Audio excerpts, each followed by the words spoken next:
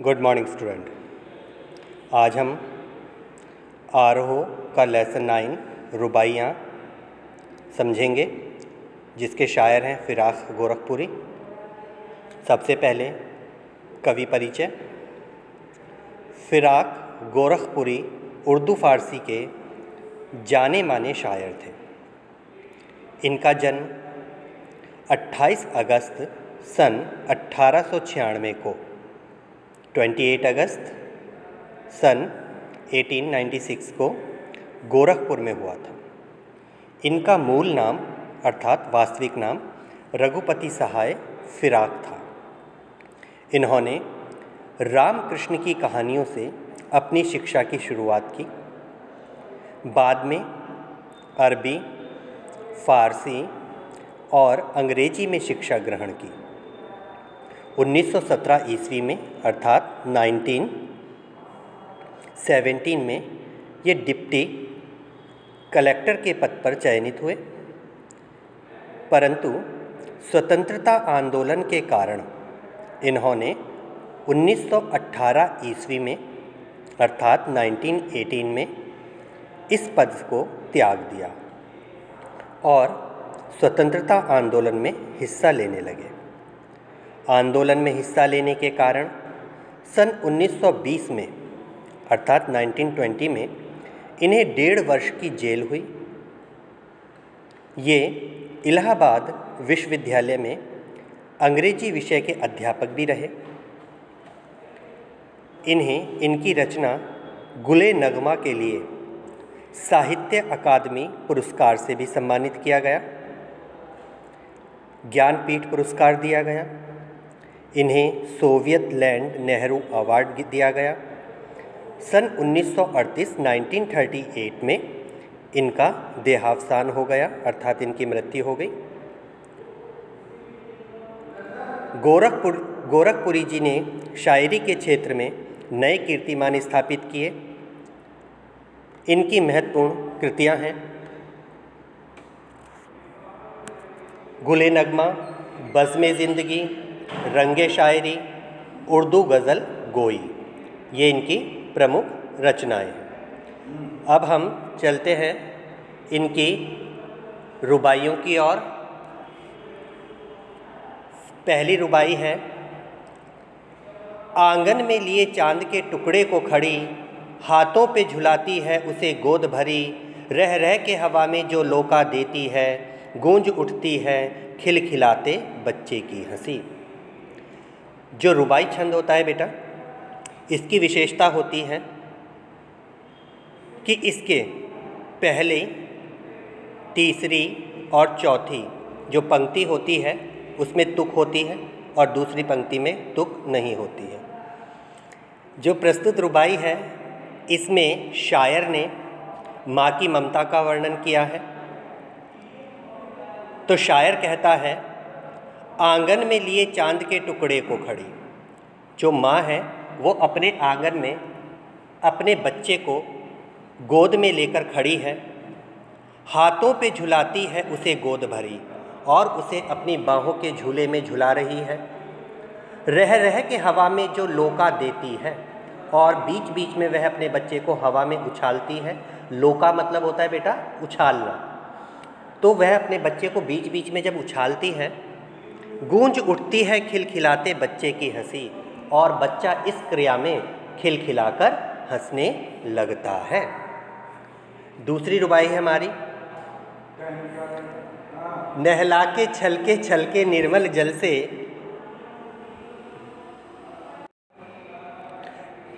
नहला के छलके निर्मल जल से, उलझे हुए गेसुओं में कंघी, किस प्यार से देखता है बच्चा मुँह को, करके जब घुटनियों में लेके पिनाती कपड़े। नहला के छलके निर्मल जल से, उलझे हुए गेसुओं में कंघी करके, किस प्यार से देखता है बच्चा मुँह को, जब घुटनियों में लेके पिनाती कपड़े। प्रस्तुत जो रुबाई है इसमें शायर कहता है कि माँ अपने बच्चे को निर्मल जल से अर्थात स्वच्छ जल से नहलाती है उसके उलझे हुए बालों में, गैसों मतलब बालों, उसके बालों में कंघी करती है। और जब माँ अपने बेटे को घुटनों पे लेटाकर उसे कपड़े पहनाती है तो वह बच्चा बहुत प्यार से माँ का चेहरा देखता है, अर्थात उसके मुख को निहारता है। अगली रुबाई है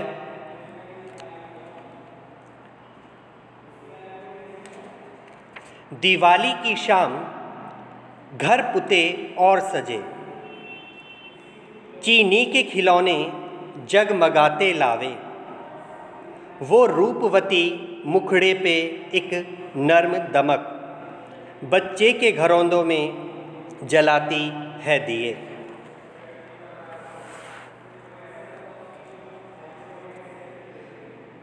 शायर कहता है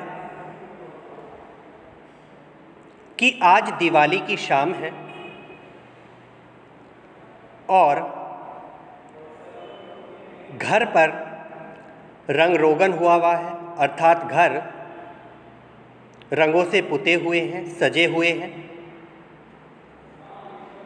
चीनी के खिलौने जगमगाते लावे, घरों में चीनी के बने हुए खिलौने आए हैं और चारों ओर रोशनी फैली है, लावे जगमगा रहे हैं। वो रूपवती मुखड़े पे एक नर्म दमक और माँ के चेहरे पर हल्की सी चमक है, माँ सुंदर लग रही है। बच्चे के घरौंदों में जलाती है दिए और वह अपने बच्चे के छोटे से घर में भी दिया जला रही है। नेक्स्ट रुबाई है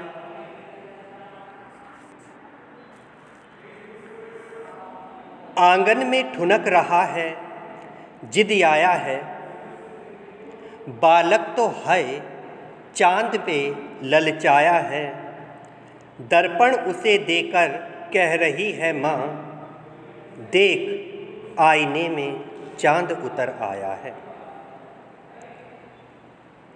इस रुबाई में शायर बच्चे की जिद का वर्णन कर रहा है। शायर कहता है कि छोटा बच्चा आंगन में जिद पर अड़ गया है, अर्थात ठुनक रहा है।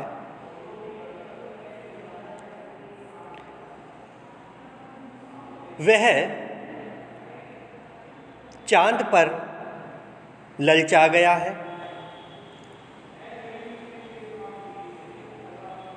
अब माँ के सामने चांद लाने की समस्या पैदा हो गई, क्योंकि बच्चा आंगन में जिद पर अड़ गया और मचल रहा है, क्योंकि उसे चांद चाहिए। तो माँ ने क्या किया, दर्पण उसे देके कह रही है माँ, तो माँ ने अपने बेटे को दर्पण दिया हाथों में और कहा, देख आईने में चांद उतर आया है, और दर्पण में उसे चांद दिखाया और कहा, देख तेरे दर्पण में है चांद। इस तरह माँ अपने बच्चे की जिद को पूरा करती है। और लास्ट रुबाई है हमारी रक्षाबंधन की सुबह रस की पुतली, छाई है घटा गगन की हल्की हल्की, बिजली की तरह चमक रहे हैं लच्छे, भाई के है बांधती चमकती राखी। प्रस्तुत रुबाई में फिराक गोरखपुरी जी ने रक्षाबंधन के पर्व का वर्णन प्रकृति के माध्यम से किया है। गोरखपुरी जी कहते हैं कि रक्षाबंधन की सुबह रस की पुतली, अर्थात रक्षाबंधन की सुबह है जो आनंद और मिठास की सौगात लिए आई है। छाई है घटा गगन की हल्की हल्की, और आसमान पर काले काले बादल छाए हुए हैं। इसके माध्यम से शायर कहना चाहता है कि सावन का महीना है और सावन के महीने में रक्षाबंधन का त्यौहार आता है। बिजली की तरह चमक रहे हैं लच्छे, और जिस प्रकार काले काले बादलों में बिजली चमकती है, उसी प्रकार लच्छे भी चमक रहे हैं। लच्छे यानी राखियाँ। भाई के हैं बांधती चमकती राखी, और बहनें अपनी भाई की कलाई पर चमकीली राखी बांध रही हैं, और भाइयों की वह चमकीली राखियाँ ऐसी लग रही हैं मानो जैसे आकाश में बादलों में बिजली चमक रही हो। तो ये थी हमारी रुबाइयाँ। इसमें उर्दू हिंदी मिश्रित भाषा का प्रयोग हुआ है। छंद रुबाई है। अगली वीडियो में अगली कविता समझाई जाएगी।